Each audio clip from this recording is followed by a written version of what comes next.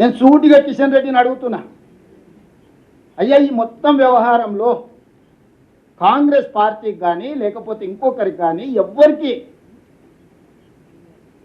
ఎవ్వరొక్క రూపాయి తీసుకుపోయేది కాదు. ఉన్న లోను యాస్టీస్గా ఎల్ఎన్టీకి డబ్బులు పోతాయి, 1400 కోట్ల రూపాయలు ఈక్విటీ పోతే 13,600 కోట్ల రూపాయలు లోన్ ఎల్ఎన్టీ నుంచి మన హైదరాబాద్ మెట్రో రైల్ లిమిటెడ్కు బదిలీ అవుతాయి.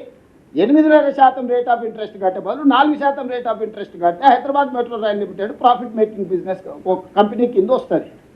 ఎప్పుడైతే మాకు ఇది వస్తుందో మన కట్టర్ని కట్టిన నువ్వు ఇది ఓనర్షిప్ తీసుకున్నా ఇమ్మీడియట్గా ఫేజ్ 2కి మనం ఆలోచన చేద్దామని. అండ్ ఫేజ్ 2లో ఫేజ్ 1 ఫేజ్ 2 కలిపి నడపాలంటే ఇది అదే అని అధికారులు తిరగాల్సి పెడితే నేను మాట చెప్పిన, సార్ మీరు ఏమొద్దు ఎన్ఓసి అండి, మా హైదరాబాద్ మెట్రో రైల్ లిమిటెడే సేమ్ అదే ఐఆర్ఎఫ్సి ద్వారా లోన్ తెచ్చుకొని 122-123 కిలోమీటర్లు ఏదైతుందో 40,000 కోట్ల రూపాయలు అవుతుంది. ఆ 40,000 కోట్ల రూపాయలు కూడా 4% రేట్ ఆఫ్ ఇంట్రెస్ట్ తెచ్చుకొని మేమే కట్టుకుంటాము. మీ 50% కేంద్ర భాగస్వామ్యం కూడా మాకు వద్దు, మొత్తం మహారాష్ట్రమే కట్టుకుంటుందని లెటర్ ఇచ్చి వచ్చిన అక్కడికక్కడనే. నీకు ఇష్టమైతే జాయిన్గా, నీకు కష్టం అనిపిస్తే, నీకు రాజకీయ ఒత్తిడి ఉంటే అన్ని రాష్ట్రాలకు మెట్రోలో 50% చేరి నువ్వు ఇచ్చినావు, నాకు మాత్రం ఇయ్యనంటున్నావు. నీకేదో నాకు చెప్పని సమస్య ఉన్నది కాబట్టి నాకు జస్ట్ ఎన్ఓసి ఇచ్చేసి నేను ఐఆర్ఎఫ్సి నుంచి మిగతా 123 కిలోమీటర్లు కూడా నా సొంత పైసలతోటి నేనే గ్యారంటీలు ఇచ్చి నేనే నిర్మాణం చేసుకుంటాను కూడా లెటర్ ఇచ్చి వచ్చిన మనం కలిసినప్పుడు. ఇంకా చిక్కపోయారు, ఓహో మాకు సంబంధం లేకుంటేనే మొత్తం 200 కిలోమీటర్లు రేవంత్ రెడ్డి మెట్రో కట్టుకుంటే ఇక నరేంద్ర మోడీ గారి గురించి చర్చ ఉండదు, కిషన్ రెడ్డి గురించి చర్చ ఉండదు, కేంద్ర ప్రభుత్వం గురించి చర్చ ఉండదు.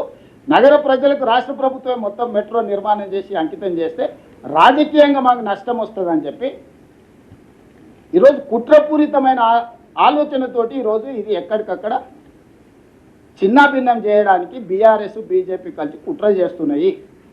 నేను రాజకీయపరమైన ఆరోపణలు నేను చేయదలుచుకోలేదు. నేను కిషన్ రెడ్డి గారికి విజ్ఞప్తి చేస్తున్నా, మీరు సికింద్రాబాద్ పార్లమెంట్ సభ్యులు, అంతకంటే ముందు ఇదే పార్లమెంట్లో అంబర్పేట నుంచి మీరు శాసనసభ్యులు, చేవెళ్ళ మీ పార్టీ పార్లమెంట్ సభ్యుడు, మెదక్ మీ పార్లమెంటే సభ్యుడు, మల్కాజ్గిరి ఈటల రాజేందర్ గారు 100% మీ 4 ఎంపీలు ఉన్న ప్రాంతంలోనే ఈ మెట్రో విస్తరణ ఉంది.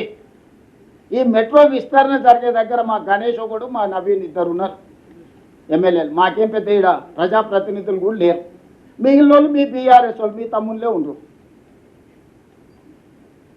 శత్రువులు అంటూ ఎవరైనా కిషన్ రెడ్డికి ఉంటే ఒకవేళ శ్రీ గణేష్ ఉండొచ్చు, నవీన్ యాదవ్ ఉండొచ్చు. ఈ సిటీలో మొత్తం మీ ఎమ్మెల్యేలు మీ ఎంపీలు మీరే కదా అన్నదమ్ముళ్ళు. ఎందుకు కిషన్ రెడ్డి బాధ్యత తీసుకోడు? కిషన్ రెడ్డి నిజంగానే మెట్రో అయిపోయిన దానికి కట్టర్ని కలిసినప్పుడు నన్ను ఎందుకు తీసుకుపోడు? వరంగల్ ఎయిర్పోర్ట్ మొత్తం కొలిక్కి వచ్చింది, ఇప్పుడు స్లో డౌన్ అయిపోయింది. రామ్మోహన్ నాయుడుని కలుస్తాడు, ఏం మాట్లాడిండో చెప్పడు. అశ్విని వైష్ణవ్ని కలుస్తాడు, ఏం మాట్లాడిండో చెప్పడు. ఆయన కలిసి వచ్చిన తర్వాత నేను పోయి కలిస్తే వాళ్ళ మాటలు మనకు అర్థం కాదా? మనం ఏ సమాజంలో ఉన్నాము? ఒక మనిషి మనతో వ్యవహరించేది మాట్లాడే విధానాన్ని మనం అర్థం చేసుకోలేమా?